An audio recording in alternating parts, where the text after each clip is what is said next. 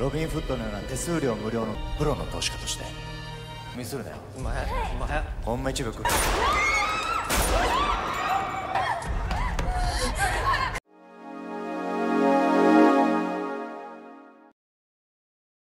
Selamat siang semuanya, apa kabar hari ini? Sehat? Kembali lagi di channel Dak Cinema. Kali ini kita akan menceritakan film tentang seorang wanita penipu kejam dan adik laki-lakinya yang membantu menjalankan penipuan lewat telepon. Suatu malam, mereka berhasil mendapatkan uang ratusan juta yen. Sejak saat itu, mereka dikejar-kejar oleh berbagai orang jahat. Langsung saja kita bahas alur cerita filmnya yang berjudul Badlands yang dirilis pada tahun 2023. Hujan gerimis turun di atas jalanan Osaka yang lembab.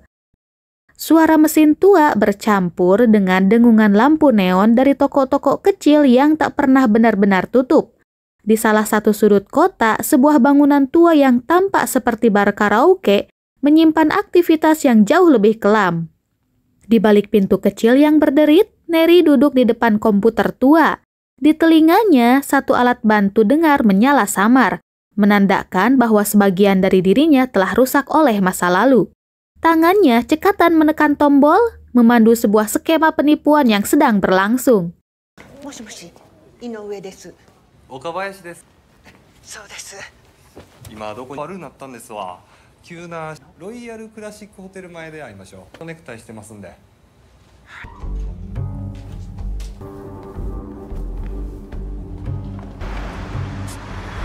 長いです。おばん、ロイクラの向かいにおる。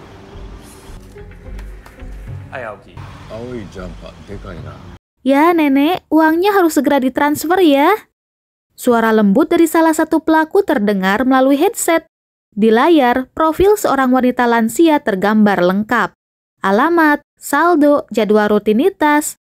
Neri mengamati semuanya seperti seorang dirijen mengatur simfoni. Dia tidak berbicara banyak, tapi pandangannya tajam. Tak ada kesalahan yang luput dari matanya. Di sisi lain ruangan, beberapa orang muda, anggota sindikat lainnya, bekerja seperti staf call center. Tapi semuanya adalah sandiwara manipulasi.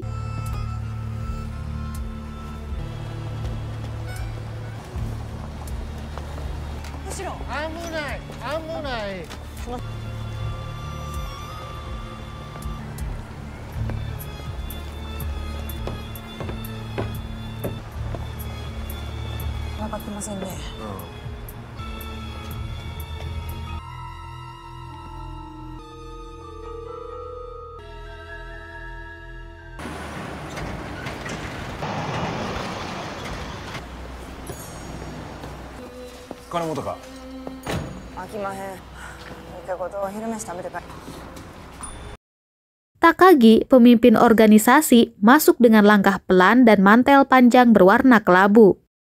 Ia duduk di sofa kulit di sudut ruangan, mengamati Neri dengan mata tua yang menyimpan banyak rahasia. Seperti biasa, gumamnya. Seolah tak perlu memuji atau mengkritik. Antara Neri dan Takagi ada sesuatu yang lebih dari hubungan atasan dan bawahan. Semacam keterikatan yang dibentuk oleh masa lalu kelam.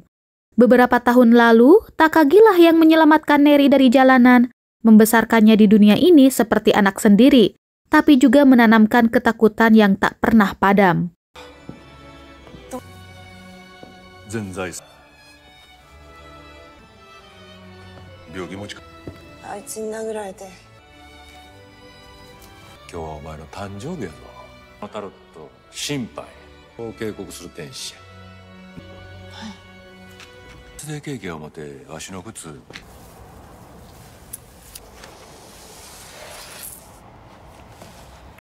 Sore itu, seorang pria mendekati Neri di luar kantor dan memberitahunya bahwa adiknya, Jo, telah bebas dari penjara.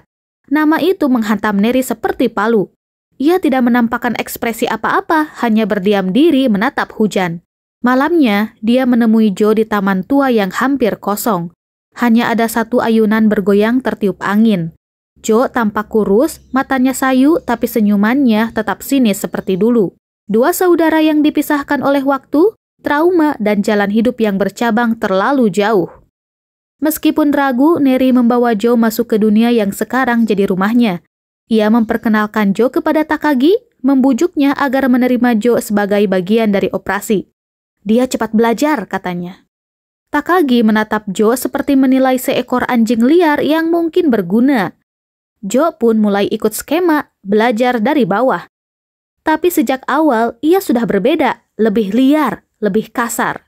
Dalam salah satu pekerjaan pertamanya, ia hampir merusak rencana, hanya karena merasa bosan menunggu.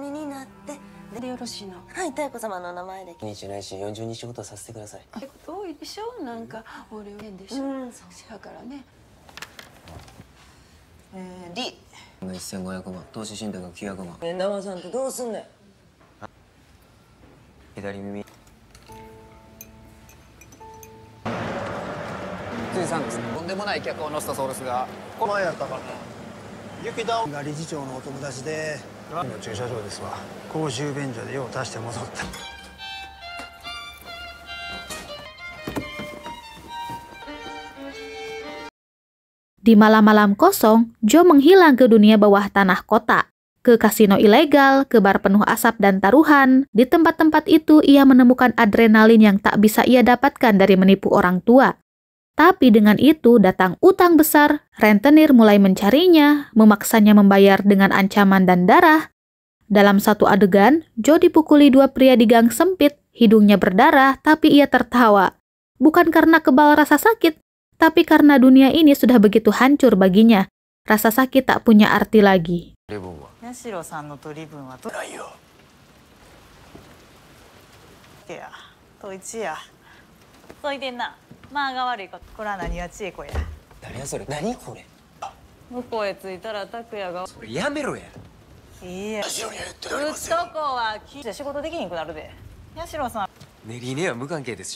Neri menjemputnya malam itu, menemukan Joe duduk di tepi trotoar dengan darah mengalir dari pelipis.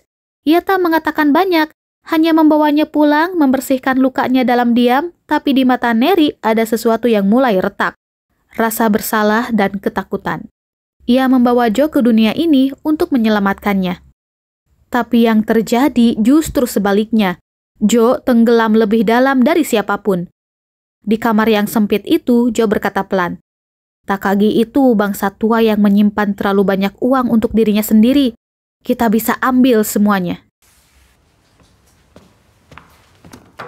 銀行通帳は4つ銀行計8200万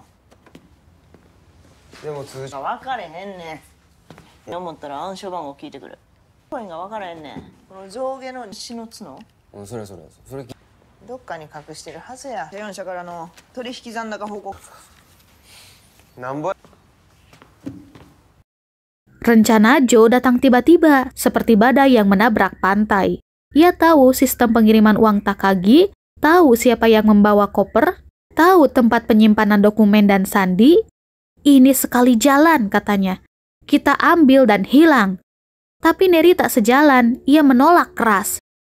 Kau tak tahu siapa dia. Kau pikir dunia akan membiarkan kita pergi begitu saja?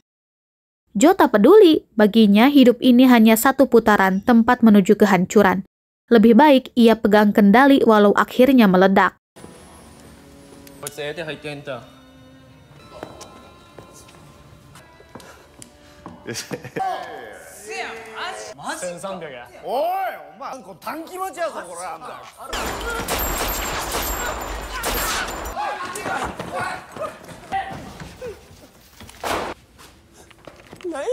水素数万個短期待ちやったんや残念プレートが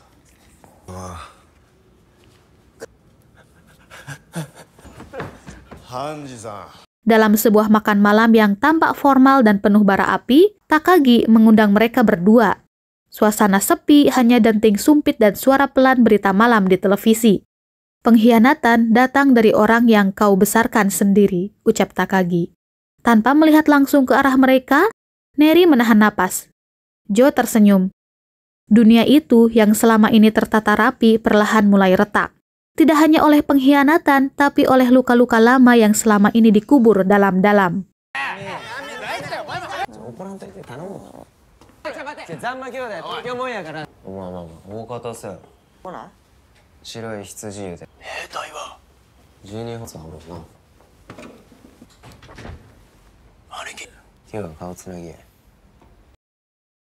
Malam tiba dengan hening yang menyesakkan. Rumah Takagi berdiri angkuh di pinggir kota, terpencil dari hiruk-pikuk jalan utama.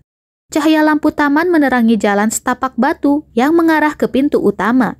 Tempat Takagi telah menanti. Joe datang lebih dulu mengenakan setelan abu-abu pinjaman, rambut disisir rapi, tapi di balik jaketnya tersembunyi pistol kecil yang telah ia siapkan sejak pagi. Ia tampak tenang. Namun langkahnya terlalu cepat dan terlalu tegang.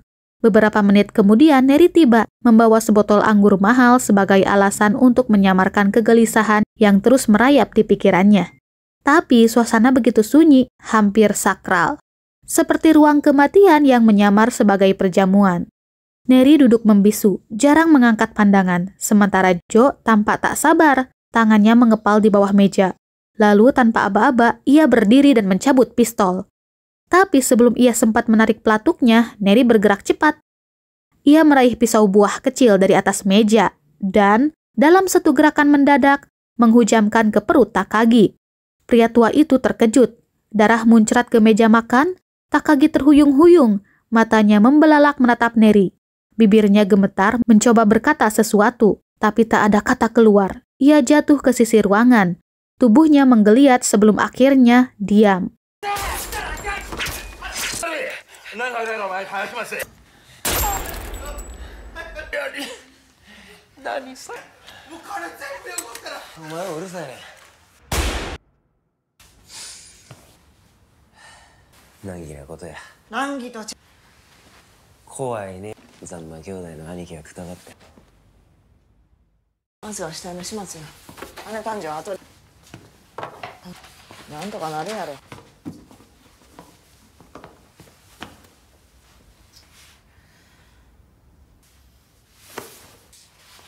Sorry.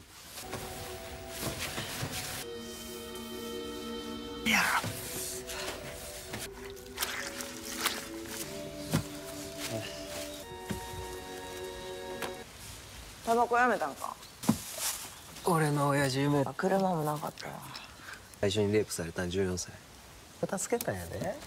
一生忘れんといてな。世間はちょろいもんや。気分良かったわ。Di luar, hujan turun lagi. Mereka melompat pagar batu dan berlari ke gang belakang tempat Joe menyembunyikan mobil. Sirine terdengar di kejauhan. Mungkin polisi atau mungkin yakuza lain. Dalam mobil yang melaju kencang, Joe tertawa. Tawa miring dan gila. Sementara Neri menatap jalanan kosong dengan tangan berlumuran darah. Di pangkuannya, tas hitam besar penuh dengan uang dan hard drive, kunci digital ke data jaringan Takagi. Mereka telah mengambil lebih dari uang, mereka mengambil seluruh rahasia. Pelarian ini bukan kemenangan. Di mata Neri yang terus menatap keluar jendela saat lampu kota berlalu dalam kilatan cepat, hanya ada kehampaan. Takagi telah mati, tapi dosa masa lalu tidak ikut terkubur. Mereka baru saja membuka pintu ke neraka yang lebih dalam, dan tak ada jalan kembali.